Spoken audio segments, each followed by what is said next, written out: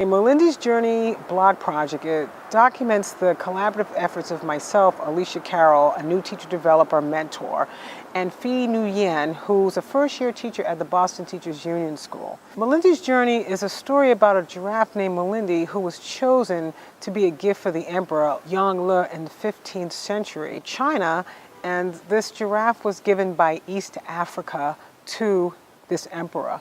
At the inception of the blog project, my goal was to demonstrate how Superintendent Dr. Carol Johnson's acceleration agenda and her commitment to global education can be implemented into our classrooms. I chose Ms. Nguyen's classroom because it reflected many of the challenges a novice teacher would encounter in his or her first years of teaching. So one question that was at the forefront of my mind in developing this curriculum was, how can the superintendent's goals be translated into actual classroom practice? The kids are from the PTC primary transition class here at the Boston Teachers Union School. Some of the kids are, developmentally delayed.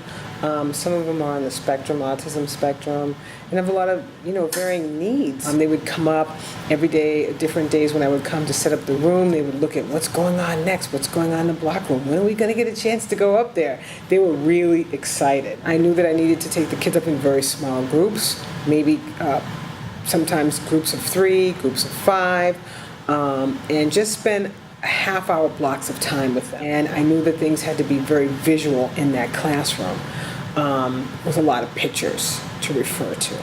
Their teacher, Phi, had taught a lot of vocabulary to them and other basic skills because there was a knowledge base that they came with. And so through this project, we were able to build on that. From there, we began to start off with some of the investigations math lessons, integrating in measurement. So for those kids, when they took a look at the doc, they begin to think about, okay, I need maybe 3 of these unit blocks, or I need a longer block. This needs a curve. So you would hear all that connection to the names of the blocks. They also learned a lot about stories and how you can tell your story, and how Malindi the giraffe, she told her story. And then at the end, they were going to be able to tell their learning journey, their story about their learning. He learned a lot, and I think it stimulated him to really like school and to want to come back, because he really felt like he couldn't do a lot. And now he's feeling like, I can do this. The parents, when I spoke with them and interviewed them, they were talking about how much their kids were learning and how they were seeing that learning at home, and how they went out and bought blocks for the kids to use at home, because then they started learning their letters, they were learning numbers, so they were using those blocks as a way to teach them other things at home. His learning it brought him to another level, and I was happy for that. He was getting frustrated at first, and this project made him open up more. It showed him that he can do it. So while I was designing a room, I said, okay, I'm designing this space for kids and their learning, but I want to also help teachers. New teachers who are just coming in and learning about curriculum, how to integrate it, thinking about the standards, thinking about like the scope and sequence that they have to teach for mathematics, the different reading programs, the LPO standards. All of these things for a lot of new teachers is a daunting task.